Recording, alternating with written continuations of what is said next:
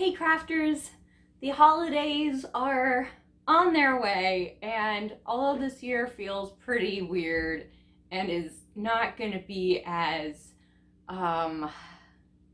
socially togethernessy as it usually is, we got to do some things to celebrate. We do have things to celebrate, so let's do that.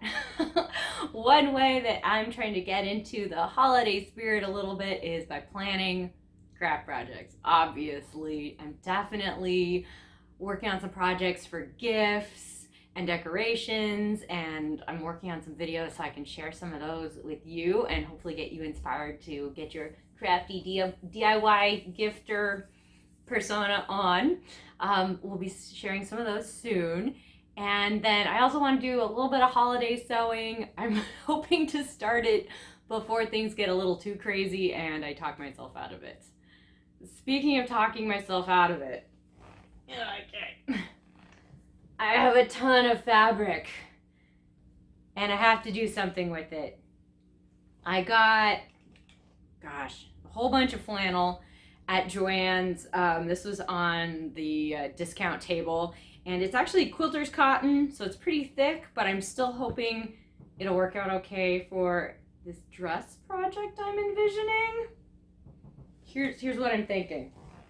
Okay, so remember I used this pattern in my prairie dress project, and I found it a really satisfying project. The pattern is pretty straightforward. I mean, it's not like historically accurate, but that's okay. It was a project that I could do. I felt like I understood the skills that I needed, and then I was able to modify it into a short sleeve dress. I modified the neck. I ended up taking the skirt in a little bit so that it wasn't so poofy. Anyway, fun project, and actually that dress has turned out to be super comfy, and I really like it. So what if we do kind of a prairie inspired dress, but out of flannel? Because really, when temperatures get cold, the only thing I really want to wear are my flannel PJ pants, a giant sweatshirt, and then my flannel bathrobe on top of that. So if I could get that same flannelly cozy feeling in a more day wear appropriate, celebration appropriate garment, that could be super rewarding.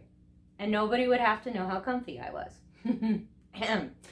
I am a little bit nervous about this project because there are a few pattern modifications I want to tackle. But if I only do a few modifications on a pattern that I'm otherwise very comfortable with, hopefully it won't be too overwhelming. Hopefully I can change a couple things and then still feel okay with most of the rest. I don't know. We're gonna see. I have washed my fabric. I'm gonna go do a little bit of ironing, and then I'll show you the modifications I'm looking at and cut it out and make some tea, get cozy, and dive right in. Here we go.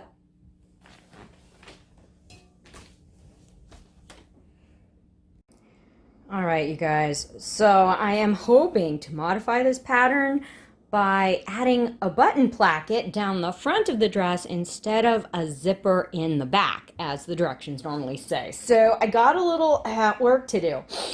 This is the bodice back. Let's look at that one first. So if I was doing this pattern normally, I would cut out 2 bodice back pieces, and then there'd be a zipper running down the back. But since I don't want 2 pieces, I just want 1 piece across the back, I'm going to cut out this piece on the fold so that when it opens, it's just one continuous piece. However, there is a little seam allowance worked in to this edge because normally there would be a zipper sewn in, and you need a little bit of seam allowance to insert that zipper.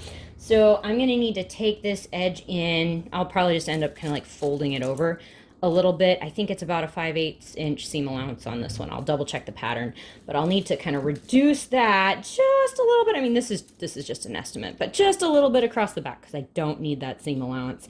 And then I'll cut this out on a fold so that I get a continuous piece. Okay, now the front.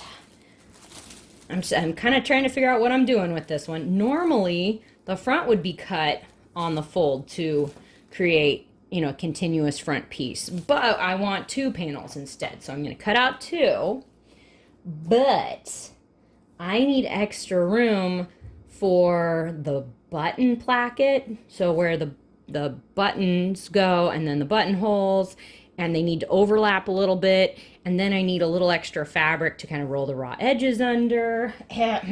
So I'm not entirely sure how much extra I need. I think when I cut out the front panels, I'm thinking I might add about 2 inches or so, and maybe that'll give me a little bit of room to overlap. And then I do want some of the fabric kind of rolled under to give a little extra reinforcement. But then I need a little extra to kind of roll that raw edge under. I might end up doing this more like 2.5 inches. 2.5 is sounding pretty good. I might just make it about 2.5 inches bigger than it's asked for. I can always trim that back down again if that's too much fabric for the button placket. But that's kind of my guess so far. I'm kind of learning as I go here. I'm also watching some awesome YouTube videos, which I will link down below so you can check them out as well if I find some that are really helpful. I definitely need help matching up the plaids. Do I know if I'm going to be able to do this? No, but I did find some great videos on cutting out pieces and keeping pattern in mind. So I will link to those so you can hear that from the experts. And yeah, let's do some pinning. Let's try some cutting, and we'll get some pieces started. Phew. All right, well, I have the pieces cut out, and yeah, that took about 2 billion years or so. Hey, top tip, if you're doing this pattern for the first time, or you just want to speed up the process, make it a little less frustrating, I would definitely recommend using a fabric that isn't like mine. Use one that has an overall print so that if the pieces are like off center a little bit or whatever, it doesn't matter. It took me a while to try to line up the pattern on the pieces and try to make sure it was all straight and up and down, and I'm not sure if I actually succeeded entirely, but you know, word to the wise, I do love this fabric and I've wanted to try this in a plaid before, so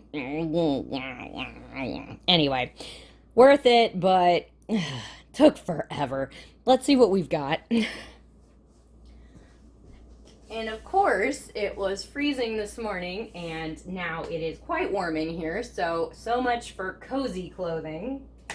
Welcome to fall. But anyway, so we have 3 really big panels over here. This is the skirt. Oh my word, that's a lot of fabric. And I didn't actually even use the full width of the fabric, as the pattern said. I actually took in the pieces by about, let's see, I guess total it would have been about 6 inches off of the width of each panel, just because this skirt is really full otherwise, and I tried to shrink it down a little bit. Since I did have extra fabric that I was cutting off while cutting out the skirt pieces, I think I'm going to save these extra bits here and possibly turn this into a belt of some nature, so I'm going to save that for sure. Okay. Oh man. So I think I've kind of made the bodice pieces roughly symmetrical. I also chickened out a little bit, and I ended up leaving about 3 inches of extra fabric to make that button placket, because I don't really know what I'm doing and I'm kind of figuring this out as I go and referencing videos and such. So I just left myself extra for that button placket and the overlap and all that stuff. You can tell I've also started to mark in some of my darts. I got the back panel ready to go here. Is this one particularly even and symmetrical? No, but I tried. I've also marked the darts on here, and then word to the wise again. If you're working with a pattern where you have to try to line up the pattern on each piece and try to make it all work, you're going to need extra fabric. Did I take that into consideration? No. So I didn't have enough fabric to make long sleeves as I had originally wanted, but I had just enough to make some short sleeves, and I actually think that will be really cute. I have some sleeves, and then I made some little cuffs that I'm going to work with. This worked out really well in my prairie dress, and I think it'll be fun for this one as well. To cut those out, I ended up using the sleeve pattern, but instead of using the whole thing, like it goes all the way down for a long sleeve, I kind of just rolled it up and stopped right at this line here, and then used that as my pattern. I used the biggest size actually, because I kind of want a puff sleeve, so when I gather this part into the shoulder, it'll make a puff, and then I'll gather this base of the sleeve into the little cuff bands that I'm going to make too. So hopefully that'll be pretty cute. Whew. Well, I'm running out of steam a little bit by this point, so we'll see how far I get this evening. I want to definitely sew the darts in, hopefully start putting the bodice pieces together, get as far as I can, and we'll go from there. Wish me luck, you guys, and I will see you probably tomorrow and show you how it's going.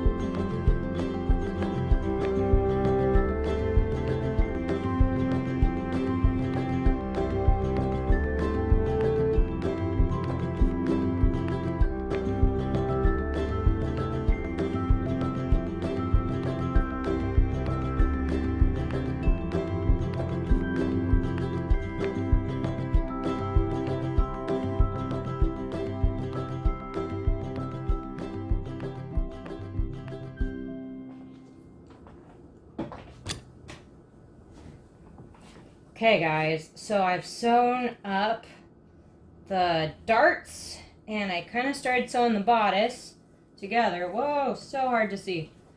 Okay, that's the front with the opening for the buttons and the back. Whew. I've also been trimming the neckline down a little bit based on what I did the last time I made this dress. So I did a little trimming and now I'm working on the sleeves. Go me!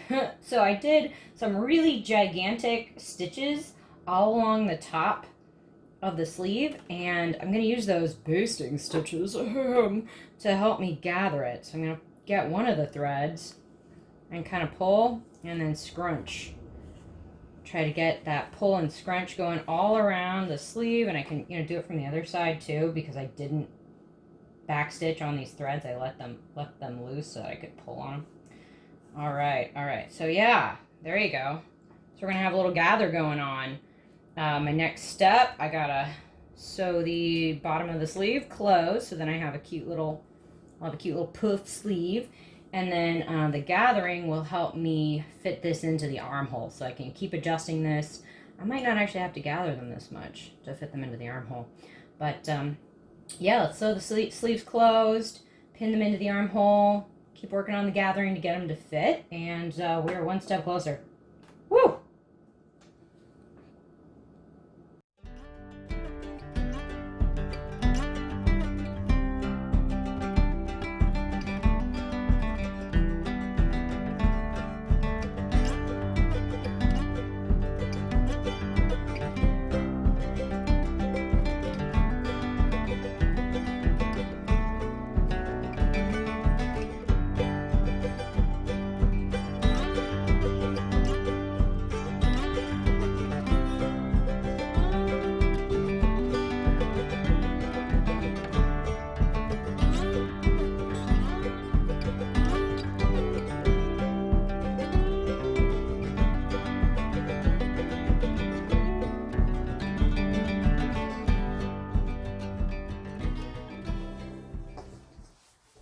Hey everybody, it is the next day and I ended up getting quite a bit of work done last night after making quite a bit of coffee.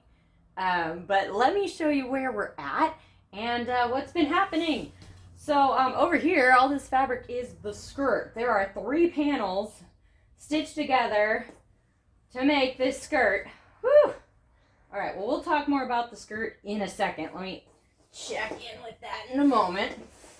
We also have the bodice. Yay! It's taking shape. I'm excited. You guys saw me sewing in the darts in the front and the back. You guys also saw me putting those sleeves in. I still need to add the cuff to the sleeves. I also enlarged the neck quite a bit in the pattern. It's a very, very high neck, kind of a Victorian neckline. So I enlarged the neckline.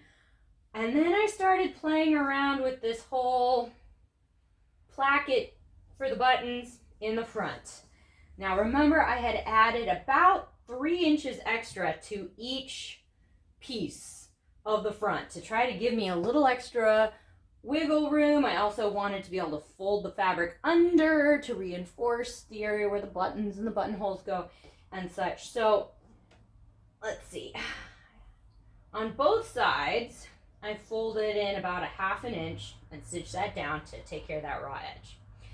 And then I played around with how much do I fold each side under to then make a place where they can line up and overlap and maybe even kind of have the pattern continue correctly. I don't know. So I think possibly when I cut out the 2 front pieces of the bodice, I may have made a goof. I made both sides mirror images. So see how there's a red stripe here, and on a similar place on this side there's a red stripe, and it keeps on going, which is cool. They match. But I need them to alternate white to red to white to red when the placket is overlapped, so I almost need them to be opposites.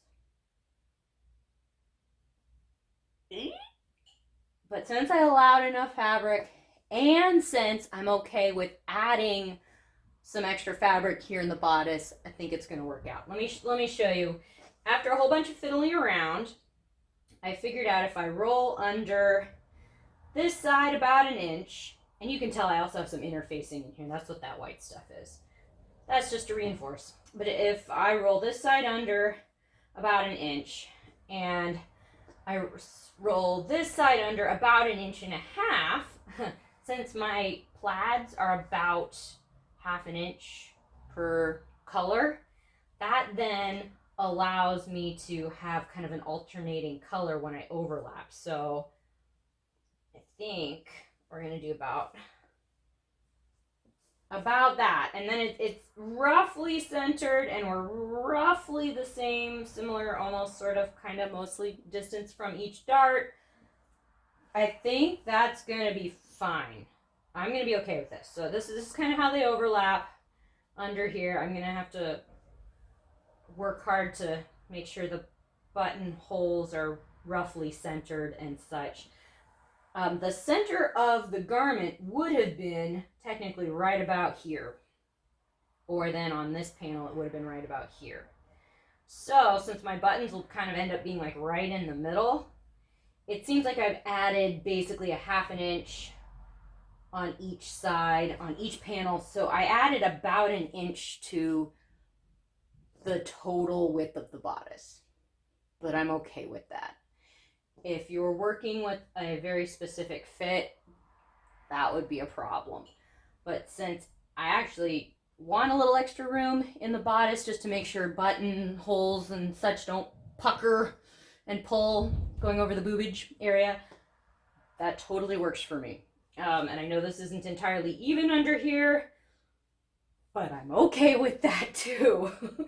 Whew, learning process, you guys. I think for where I'm at, I'm good with this. Of course, I will link to the videos that I've been looking at on pattern matching and how to do it, and you might get a better idea than I did in my process, but I am grateful that this is gonna work out okay. So for the bodice, I need to add some seam binding. The directions on the pattern are a little different, but I like seam binding, so I'm going to do seam binding around the neck. Need to add the cuffs to the sleeves, and then of course I'll have to do buttonholes. Yeah, and buttons. I think buttons are going to need a trip to the craft store, so I'm heading in that direction tomorrow. Buttons will get purchased, I think, tomorrow, so I can do a few things on the bodice, and I'll save those buttons for tomorrow. But hey, let's check out the skirt, because there's some cool stuff going on. Woo! Okay, so you know how the front of the bodice opens with buttons? That means I need to have the front of the skirt open a little bit too, because I need to be able to get this on over my hips. So I needed to insert a placket into the skirt, and I did not know how to do that until now. Thanks to the professors of YouTube, I found a tutorial on how to insert a placket into a seam, and I found it from the great folks at Sense and Sensibility Patterns, and I've linked to that down below, because it really wasn't as hard as I thought it was going to be, and it was exactly what I needed. So here was this is going to be my front seam of the skirt. I ended up adding a strip of fabric into an opening in that seam. Ooh, yeah, there it is. Okay. So then with some, ironing and folding and such, I'm going to end up tacking this down and etc. But there we get like a little overlappy bit. Let's look at it from the right way.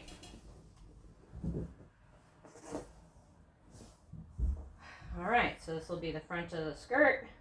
It'll open up here, and then I'll probably add some hooks and eyes just to keep this closed, and then hopefully that's gonna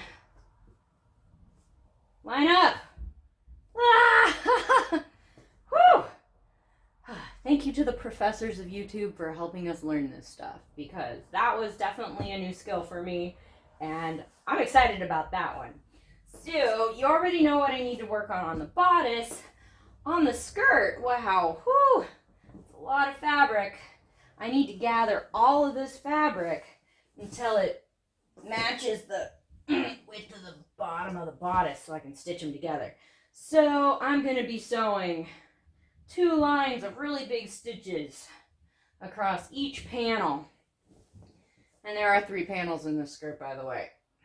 And then I'll use those really big stitches, pull on one of the threads, and help gather in that fabric so that it'll shrink in. And I like gathering each panel separately. It seems to give me a little more control. Once that's done, I'll pin it into the bodice and stitch it down. Now, if I'm going a little too fast for you, definitely check out my prairie dress tutorial, because that was the first video I did of this pattern. And I talked through the steps a little bit more and showed you them a little bit more in detail in that video. So check that out if you need a little more info. I think I'm going to be diving in on this skirt next. And let's get going. Here we go.